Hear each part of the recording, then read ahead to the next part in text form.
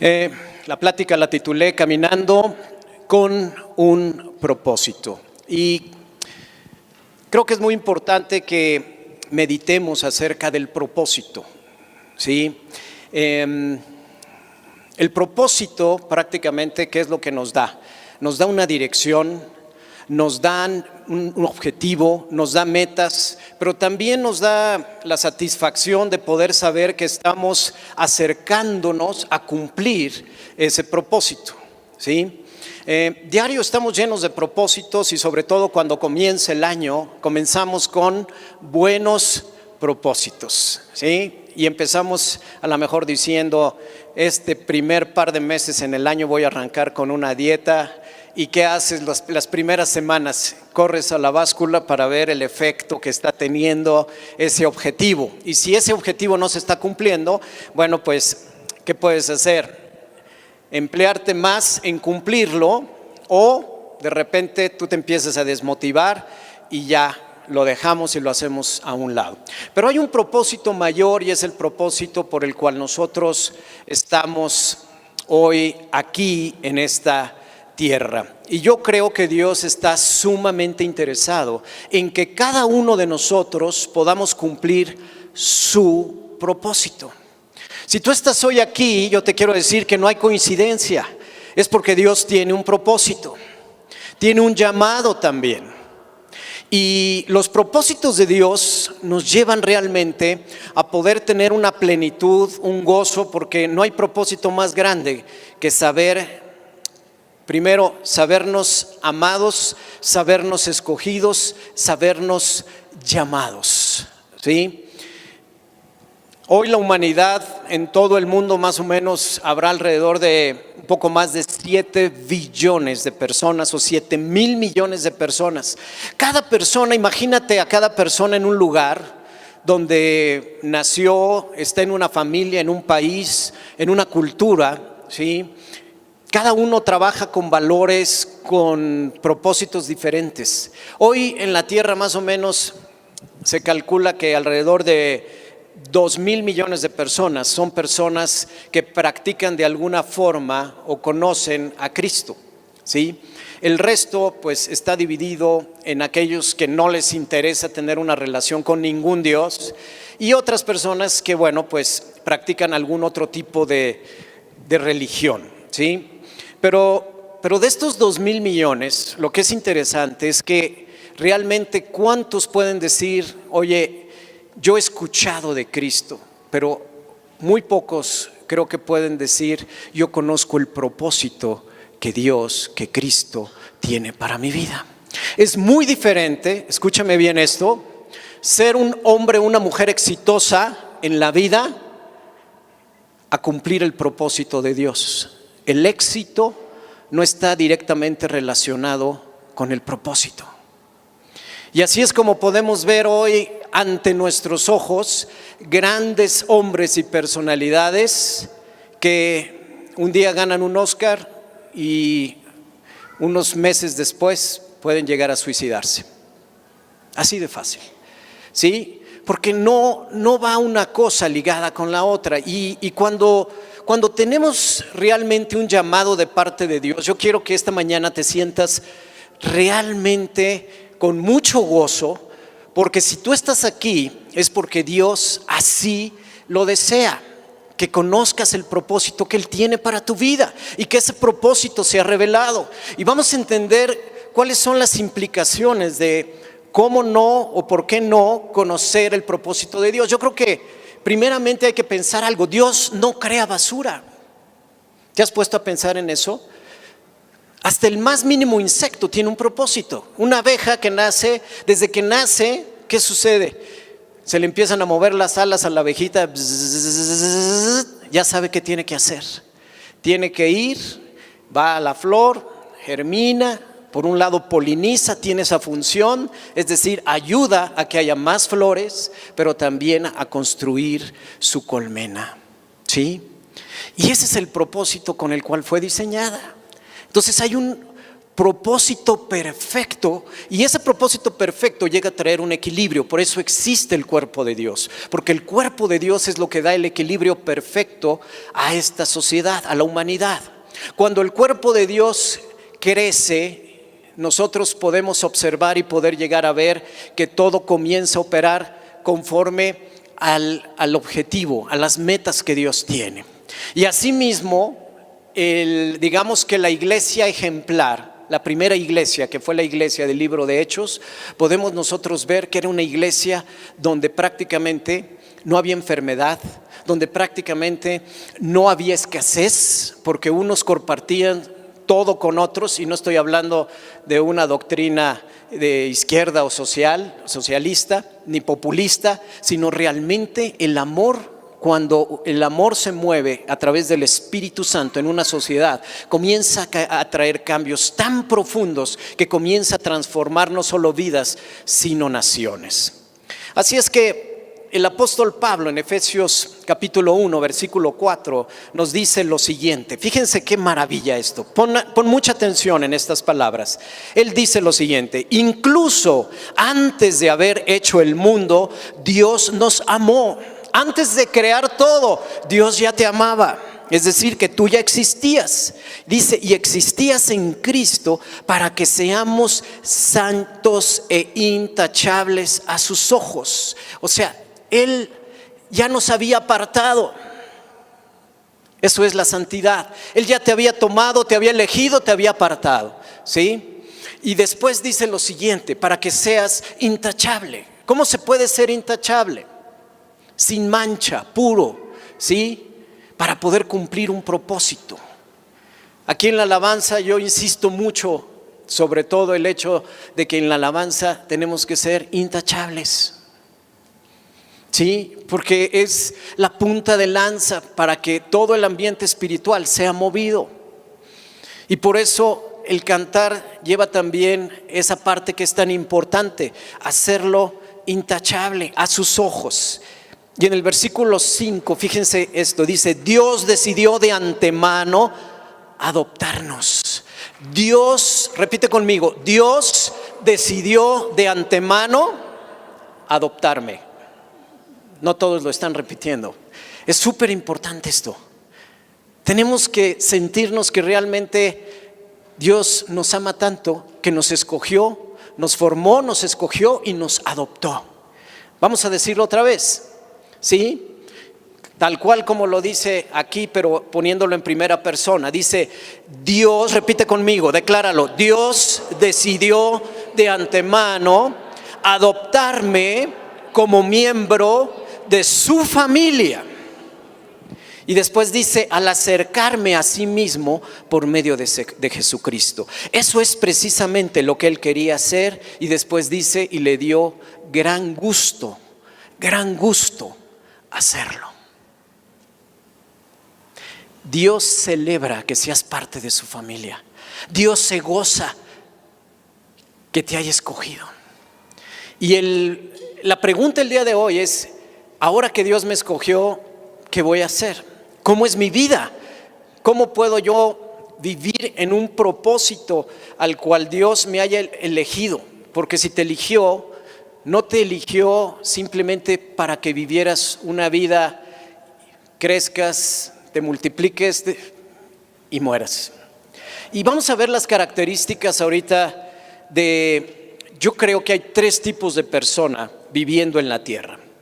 Y puede haber más, pero yo creo que en términos generales hay 3 clases de personas. Y vamos a ver las características. Y vamos a ver cómo estamos viviendo también el día de hoy. Así es que vamos a la primera persona. Están aquellos que sobreviven.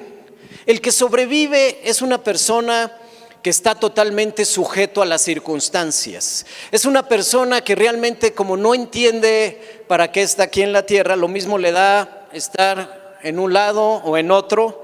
Es una persona que, tal cual como un ser viviente, nace, crece, se reproduce y muere. Normalmente es una persona que tiene una identidad de víctima. Es más fácil echarle la culpa a los demás de por qué estoy en este estado que adoptar una responsabilidad y decir, lo voy a superar. Y lo más triste es que es una persona, ¿qué es lo que sucede con una planta cuando muere? Nace, florece, se marchita y después, ¿tú crees que una plantita de estas, qué va a suceder en una semana? Prácticamente nos vamos a olvidar de ella, ¿sí o no? Cualquiera de estas flores que están hoy aquí cumplieron el propósito el día de hoy de venir, de estar aquí, tener un atractivo visual, pero en una semana ya no van a estar. Y qué triste es que podamos vivir una vida donde estamos sobreviviendo porque no conocemos ningún tipo de propósito, no nos forjamos metas, inicia el año y ya empezamos 2018. Ay, sí, ahora sí, este año va a ser año de elecciones. Ojalá venga alguien que pueda cambiar nuestra nación, porque mira cómo estoy, ¿sí? Y un ejemplo muy importante de dos personas en la Biblia, para que tú lo puedas ver muy claro, es el ladrón que maldijo a Jesucristo en la cruz. Estando ya por morir, el ladrón le dijo al otro ladrón, oye, ¿para qué le estás hablando a este si de todos modos vamos a morir? ¿Sí? Nada más que fíjense cuál fue el fin de uno y cuál fue el fin del otro. ¿Qué le dijo Jesucristo al que no lo maldijo, sino al que le dijo, oye, me arrepiento? A lo mejor esta persona no tuvo un propósito porque no tuvo una educación. En el ministerio de la cárcel hay muchas personas que están ahí, pero mi hermano me estaba diciendo junto con Rubén, dice, es que hay muchos casos donde no solo está el padre, sino está el hijo o el sobrino también metidos dentro del reclusorio. Porque el padre no entendió el propósito, no se lo pudo transmitir al hijo. ¿Y su legado qué fue? Haz lo mismo que yo, soy tu ejemplo. ¿Y dónde están? En el mismo lugar. ¿Sí? Incluso hay un caso donde la pena del hijo, prácticamente, ¿sabes que es un muchacho de 20 años y tiene una pena de 40? De 40 años. ¿Por qué? Porque su papá eligió sobrevivir. Cuando eliges sobrevivir, ¿sí? Cuando no entiendes que realmente eres creación divina con un propósito divino de parte de Dios, entonces lo mismo te da ir a la izquierda que a la derecha. Lo mismo te da agarrar y decir, voy a estirar la mano porque el fin justifica los medios, me voy a robar esto, no pasa nada porque yo necesito satisfacer una necesidad del día con día. Soy víctima de las circunstancias, ¿sí? Y el otro caso muy importante que tenemos aquí, el otro ejemplo en la Biblia, es el paralítico de Betesda. Todos saben esta historia que viene ahí en el libro de Juan 5, y si no, léela. Betesda estaba lleno de paralíticos, de ciegos, de sordos, de personas que tenían algún tipo de discapacidad. Y imagínate esta historia cuando llega Jesús y le dice a este paralítico, le dice, oye, ¿tú qué estás haciendo aquí? Hace 38 años estoy en el mismo lugar y estoy esperando que llegue el ángel, pero cuando llegue el ángel, ¿quién me puede entonces acercar? Como no hay nadie que me acerque a este estanque, entonces el primero que llegaba al estanque era el que obtenía la sanidad. Pero como no había alguien que lo llevara al estanque, entonces él ya estaba resignado, ¿sí? Estaba en un lugar de confort donde prácticamente era una víctima. Era una víctima. ¿Quién tiene piedad de mí? ¿Quién puede rescatarme? ¿Quién puede hacer algo por mí? 38 años sobreviviendo y sabiendo que cuando llegara el ángel de vez en cuando, porque no tenía una fecha, nadie lo podía acercar. Nadie lo podía acercar. ¿Sabes cuántas personas en este mundo viven así? Esperando que llegue un Mesías o la herencia o el melate y les cambie la vida.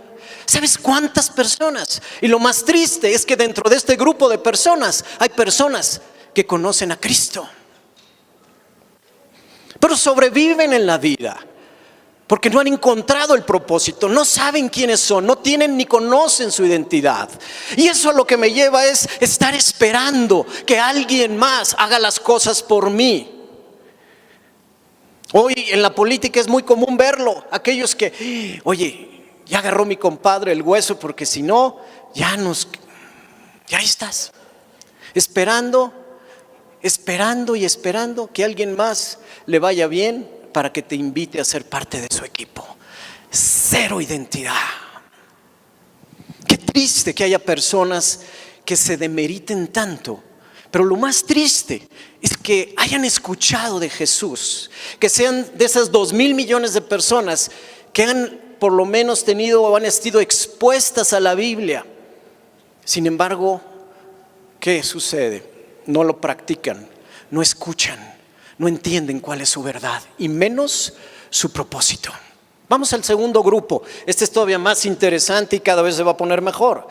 El segundo grupo es aquellos que conocen, repite conmigo, su propósito. Es mi propósito. No es el propósito, es mi propósito. ¿Qué propósito tengo yo? ¿Cuál es mi propósito? Y entonces comienzo a cursar esta vida y digo, me voy a forjar metas, tengo objetivos, tengo el anhelo de superarme, voy a cursar la carrera, la maestría, hasta voy a hacer un doctorado, ¿sí? A veces puede que el fin justifique los medios porque todavía no tengo muy claro ese sentido de qué es lo bueno, qué es lo malo, pero a pesar de que sé también qué es lo que no debo hacer, me arriesgo para poderlo hacer. Ojo, dentro del primer grupo hay personas que son salvas. Esto no tiene nada que ver si eres salvo o no eres salvo, se trata del propósito. Por eso es muy triste, ¿sí? Porque el propósito es por gracia, no por méritos. Yo puedo tener a alguien en el primer grupo, en ese equipo de gentes que están sobreviviendo, pero son salvos, ¿sí? Pero no conocen su propósito. Dos, este grupo de personas que dice, ya logré esto, entonces normalmente mis éxitos y mi propósito está ligado a obtener objetivos normalmente que son o están muy ligados a lo material, ¿sí? Puede ser también una persona altruista, aquel que dice, oye, primero voy a ganar mucho dinero y después voy a poner una fundación para poder ayudar a otros. O puedo ser una persona que soy muy dadivosa, que trabajo todos los días, que me afano por poder llevar algo, alimento a la mesa. ¿Y cuántos conocemos personas así? Pero no significa que estén cumpliendo el propósito de Dios, ojo. Son buenas ante los ojos de la sociedad, pero muy probablemente no conozcan cuál es el propósito. Y cuando operas bajo este estándar, ¿qué es lo que estás haciendo? Todo lo haces en tus fuerzas. Porque hay frustración, porque cuando tú lo haces en tus fuerzas y la gente no coopera contigo, te empiezas a frustrar. Muchas veces se da mucho también aquí en la iglesia que cuando invitamos, llamamos personas a que sirvan y hay un grupo que ya está sirviendo y por más de que exhortamos y decimos ven y sirve y son los mismos todo el tiempo, llega un proceso en el cual o un momento en el cual te llegas a frustrar. Es entendible pero no justificable, porque cuando yo tengo una identidad en Cristo, no importa si yo soy el único sirviendo, el único jalando cables o estando ahí en la puerta, yo estoy complaciendo a Dios, no estoy complaciendo al hombre. Pero cuando esto no sucede, en una fundación, por ejemplo, estoy recabando fondos y recaudando y yo veo que voy y toco puertas y no se abren, pero lo estoy haciendo en mis fuerzas, en mi entendimiento, es una buena obra, sí lo es. Pero como dijo Jesucristo, por el fruto los vas a conocer. Y ahorita vamos a ver que bajo la tercera opción es donde más fruto podemos traer. Entonces, ¿qué sucede? Esto me va produciendo un estrés, ¿sí? Y ese estrés es porque lo estoy haciendo también en mis fuerzas. ¿Y mi identidad en qué está basada? En el reconocimiento de los demás, ¿sí? Cuando hay una persona que trabaja así, si no es reconocida, ya sea verbalmente o con un apapacho, sobre todo, ¿se acuerdan de los 5 lenguajes del amor? aquellos que funcionan mucho, sobre todo por el tema de el lenguaje del amor, de los presentes, de los regalos, de las palabras. Estas personas se frustran fácilmente cuando nadie les dice una palabra de aliento, ¿sí? ¿Por qué? Porque también cuando no está clara mi identidad en Cristo, entonces yo necesito que alguien más me diga las cosas, que alguien más me aliente. Y no que, digamos, sea el estándar, porque es bueno que alentemos siempre a las personas, pero no podemos depender, nuestra felicidad no depende de que alguien más nos diga que estamos haciendo bien las cosas. Y fíjense una cosa muy importante, ellos van a dejar una herencia, pero es una herencia sobre todo en lo material, pero difícilmente van a dejar un legado espiritual. Es decir, su impacto muchas veces no va a ser generacional, porque si dejaron obra física, ¿qué sucede? Van a tener a lo mejor ahí una estatua con su nombre, pero dice la palabra de Dios que todo va a pasar. Y al ratito, pues nada más los pájaros se van a acordar de ti, ¿verdad? Todo lo demás va a quedar ahí a la izquierda. ¿Qué ejemplos hay de estos? Hay dos ejemplos maravillosos. Saulo de Tarso. Saulo de Tarso, antes de ser el apóstol Pablo, era un perseguidor de cristianos. Él creía que en la forma como había sido educado, por la forma religiosa, estaba haciendo lo correcto. Una persona que juzgaba, una persona que tenía tanta pasión y orgullo por ser judío, fariseo de fariseos, que lo que dijo fue: ¿sabes qué? Estos que son cristianos vienen a desvirtuar lo que es la herencia de nuestro padre Abraham. Así es que yo voy a ir y no solo los voy a perseguir, sino los voy a matar. Y no sé si ustedes sepan, pero el primer mártir cristiano, que fue Esteban, murió a los pies de Pablo, que en ese entonces era Saulo de Tarso.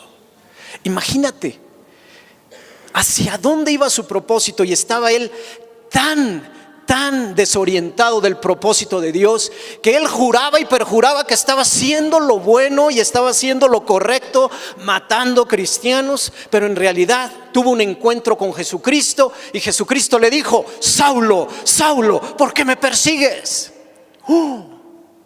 Todo aquel que haya tenido un encuentro con Dios es confrontado con su mismo propósito y es reorientado, así sea 180 grados, para que tengas una vida productiva en Cristo.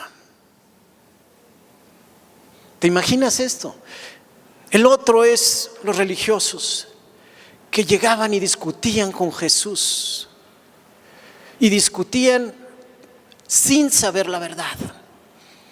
¿Cuántas personas hoy operan bajo una religión, sin importar la denominación, que creen en lo que se les ha enseñado, aunque sea falso, porque no conocen la verdad? ¿Sí?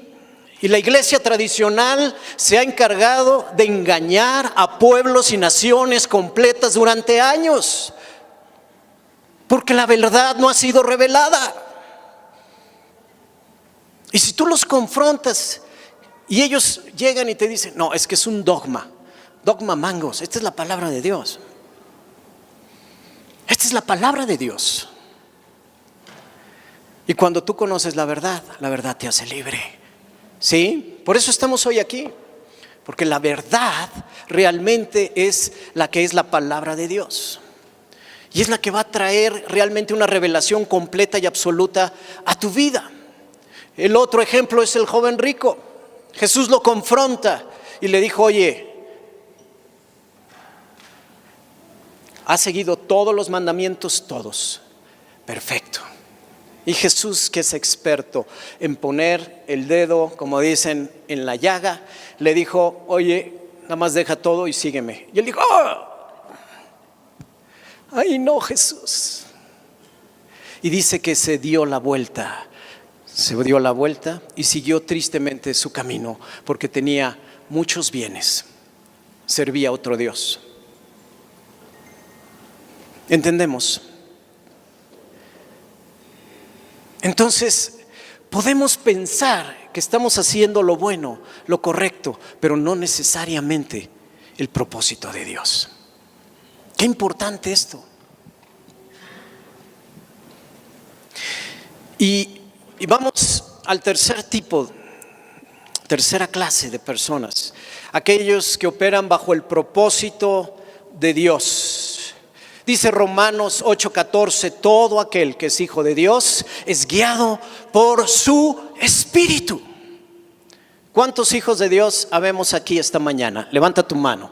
¿Sí? Ninguno llegó tarde a la repartición del Espíritu Santo. Ninguno. Y si estás hoy aquí es porque Dios cree en ti. No es coincidencia, a lo mejor puede ser la primera vez que vengas el día de hoy a un lugar así, pero hoy, si fue así, es porque Dios te está hablando y tú lo sabes. Si no estuvieras aquí, es que me trajeron. Sí, pero los pies se movieron. Tus piecitos se movieron. Es guiado por el Espíritu de Dios. Tiene una clara, absoluta identidad de quién es en Cristo. Lo primero que entiendo yo cuando quién soy en Cristo es que entiendo que Cristo murió por mí. Si Cristo murió por mí es porque debo tener algún valor. ¿Sí o no? El Hijo de Dios, el Hijo unigénito de Dios murió por mí porque yo valgo. Dice que me compró a precio de su sangre. Ya no me pertenezco yo. Yo no puedo tener como cristiano pensamientos suicidas. Pensamientos de decir ya no valgo nada, la vida no vale nada, como dice José Alfredo, van 2 de tequila y me muero. No, pero así. Y yo no entiendo cómo todavía hay cristianos que están viendo telenovelas y escuchando canciones que dicen esto y todavía las cantan. No entiendo, porque a mí me incomodaría cantar una canción que sé que va en contra de mis principios, que sé que va en contra de lo que dijo Jesucristo por mí. Y hay canciones que te tientan y que te motivan, ¿sí? Pero nosotros tenemos ya la mente de Cristo, porque hay un propósito mucho más grande en tu vida, ¿sí? Y cuando tú realmente has tenido un encuentro verdadero con Dios, con Cristo, tu mente ya no es igual. Tu manera de hablar ya no es la misma. Tu corazón, la música que escuchas, lo que ves, lo que oyes, con las personas que te juntas, ya no pueden ser las mismas. Porque todo tiene un objetivo, ¿sí? Mi objetivo es, si Dios me dice, oye, me tengo que juntar con ciertas personas que no son creyentes, que lo hago frecuentemente, es porque hay un propósito, hay un objetivo. No llego tampoco a darles de bibliazos, a juzgarlos, porque no soy del segundo grupo de los fariseos, donde, ay, no crees, mira, toma, estás mal, juicio. No, sino es que es a través del amor. Vamos a platicar, vamos a que me conozcas. Vamos a pasar tiempo juntos, nos tomamos un café, charlamos, platicamos. Te quiero conocer, me interesa tu familia, me interesas tú. Y después, sabiamente, poco a poco, como dice Mateo 8, que dice, astutos como serpientes, pero mansos como palomas, no mensos. Y entonces entramos, les platicamos, compartimos. Y tú puedes decir, es que este cuate nunca se va a compartir. Oye, parece marinero de Veracruz, ve nada más su lenguaje, ve su forma. ¿Tú no te acuerdas cómo eras antes? Yo me acuerdo cómo era antes. Digo, wow, ¿de dónde me sacaste, Señor? De veras, mi lenguaje era otro. Me enojaba así. Y a veces iba ahí con mi hermano en el coche y se nos cerraban y órale, bájate y aquí. No. Y ahorita ya nada más uso el claxon, no. Dios nos va cambiando, en verdad Dios nos va probando. Dios se goza en ese proceso de transformación. Y cuando tú realmente conoces el propósito que tiene Dios para tu vida, ese propósito, ¿a dónde te va llevando? A anhelar más de la relación que tienes con Dios. Ahora, todo esto es que no sucede de la noche a la mañana. No vas a salir de esta plática, digo, y yo sé que puede hacer todo, para Él nada es imposible, pero seguramente no vas a salir de esta plática sabiendo tu propósito. Pero yo sí sé algo, cuando tú tienes el anhelo y el deseo de Dios de complacerlo y de hacer su propósito y lo has hecho Señor de tu vida, ¿qué va a suceder? Fíjate qué importante. O sea, cuando en un desayuno a mí me invitaron a ser Jesucristo Señor de mi vida, no en ese momento llegó Jesús y me dijo: Humberto, vas a ser pastor y vas a estar en un salón y la iglesia se va a llamar El Almendro y ya está todo hecho. Ya, fírmale aquí, listo. No. Lo primero es el primer paso. El primer paso. ¿Qué fue lo que le dijo Jesús a Pedro? Ven y ve. El primer paso. Claro, eso le pasó porque tenía curiosidad. ¿Cómo que no sabe nada de pesca y nunca lo habíamos visto antes, me enseñó a pescar en un lago donde en esa hora no se podía pescar nada y en un lugar donde tampoco era común que hubiera peces? Y le preguntaron: oye, ven y ve. Y muchos se van a acercar a ti por ser testimonio con tu familia, como eres con tu esposa, con tu esposo, con tus hijos, en la forma como te comportas en tu trabajo. ¿A cuánto les ha sucedido ya esto? ¿Verdad que llegan y te dicen: oye, hay algo en ti que es diferente? ¿Por qué siempre estás de buenas? ¿Por qué no te enojas? ¿Por qué no eres el primero que sales corriendo en los sismos? ¿Por qué hablas de esa forma? Cuéntame más. A ver, ¿qué onda contigo? Porque la gente tiene un anhelo y tiene curiosidad de conocer la verdad. Dios nos incomodó desde que nos creó y nos puso un hueco aquí para que adoráramos algo. Tú puedes ir a África, a un lugar de una tribu perdida, y a lo mejor están adorando una lata porque tienen necesidad de adorar algo. Y hay una lata ahí de Coca-Cola que guana guana. Porque Dios los creó así, nos creó con una necesidad. Pero cuando tú estás buscando, dice que el que busca, halla. ¿Sí o no? Y así es con Dios. Pero todo sucede con el primer paso. Tú tienes que estar dispuesto con Jesucristo a decirle: Señor, yo doy ese primer paso. Una vez que das el primer paso, Jesucristo te prueba. Fíjate cómo opera Dios. Jesucristo te prueba y entonces das el segundo paso. Señor, ya estoy más enamorado. Ahí va el tercer paso. Pero de repente, pum, vale, prueba. Y pone una prueba. Y ya te levantas, te sacudes. Ay, yo no sé por qué. Si antes me iba tan bien y ahora mira. Y entonces te levantas, te sacudes, te secas el sudor. Y viene el tercer paso. Y el cuarto paso. Y el quinto paso. Y así estamos. Y ya no puedes regresar a donde estabas, porque has sido escogido, has sido ya predestinado a cumplir un propósito.